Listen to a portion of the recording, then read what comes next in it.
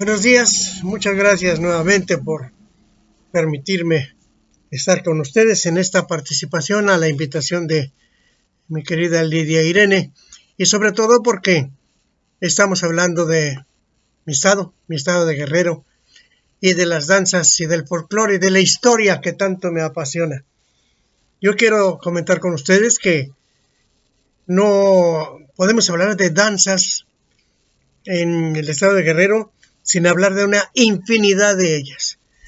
Danzas que van desde las propias prehispánicas hasta las que fueron creadas después de la conquista y en la que se mezclan incluso ritos afrodescendientes, ritos de los afrodescendientes que vienen desde la época en que era tan sencillo como traerse cargamentos completos de negros para servir como esclavos en esta zona de América. Ya por un día platicaremos de las bondades del Marqués de Comillas, que bien había financiado un seminario que lleva su nombre allá en España, pero por el otro lado, a escondiditas, cargaba los barcos con negros que traía para vender como esclavos. En fin, pero se trata de hablar de danzas, no de esclavos. Y entre las danzas creo que las más importantes en lo que se refiere al estado de Guerrero son indiscutiblemente la primera que nada, los tlacololeros. Esa danza que todos los años viene representada en la Marcha del Pendón, que se realiza en la capital del estado, en Chilpancingo, al finales del mes de diciembre, y con el que inicia, obviamente, la famosa fiesta de fin de año, la feria de fin de año de Chilpancingo. Este baile de los tlacololeros es considerado como el más antiguo del estado y mantiene una influencia prehispánica indiscutiblemente en lo musical y en el relato, porque representa la lucha que tiene el hombre contra el tigre, la representación de el ser sobre el poder. En fin, en otra de las danzas muy significativas estamos hablando de la danza de los diablos, que esa danza pues es indiscutiblemente una danza de protesta, como ahora le llamamos a las actividades que tuvieron nuestros ancestros para con la presencia, la llegada de los españoles. Es una forma de llamarles decentemente que eran unos demonios los españoles que llegaron a conquistarnos, que no los amigos de ahora, porque tenemos muchos españoles amigos y que no son ni la sombra siquiera de aquella maldad que trajeron los españoles de aquella época. En fin, tenemos la danza de los pescados y tenemos muchas otras danzas, como por ejemplo, déjenme consultar por aquí porque se me van la onda. Ya a esta edad ya está difícil recordar, pero está la danza sobre todo de los pescados y la danza de los opilotes.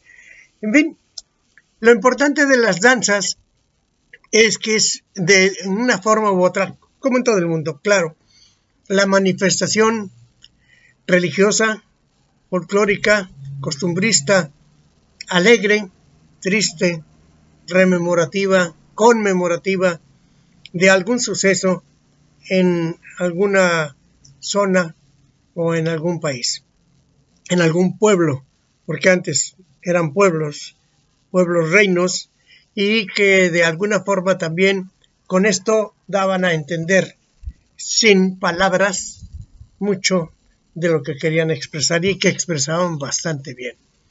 Esa lucha del tigre con los tlacololeros, por ejemplo, es una expresión que al paso de los años no ha dejado de tener la misma interpretación, la misma, digámosle, el mismo deseo del hombre de enfrentarse al poder representado obviamente por el tigre.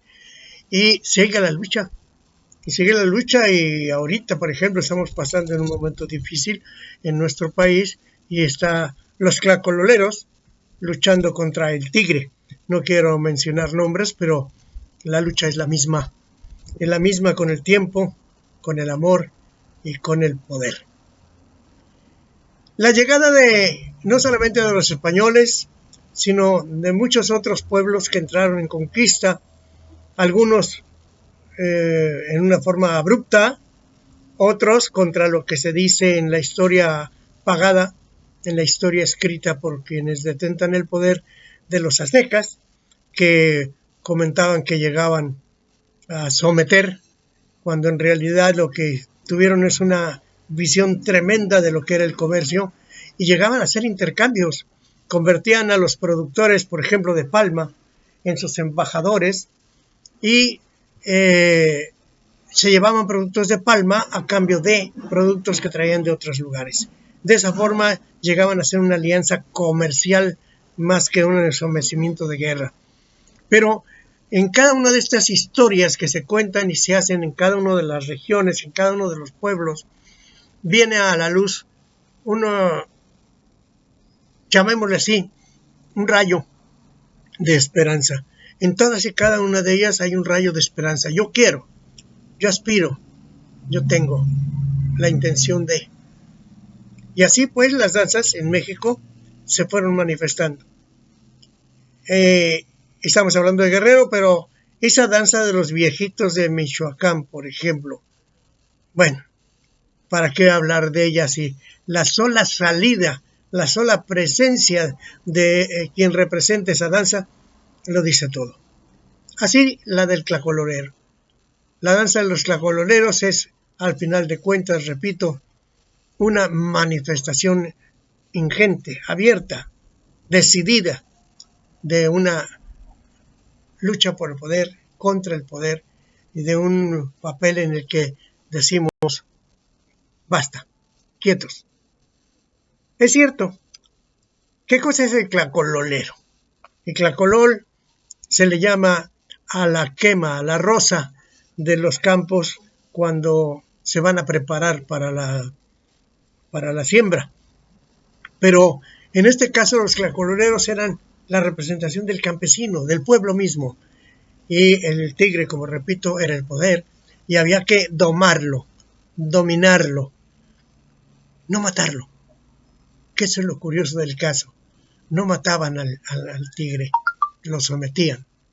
Sometían el poder al poder del pueblo.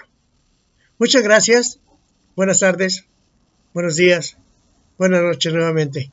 Y gracias por permitir estar aquí en mi estado de Guerrero.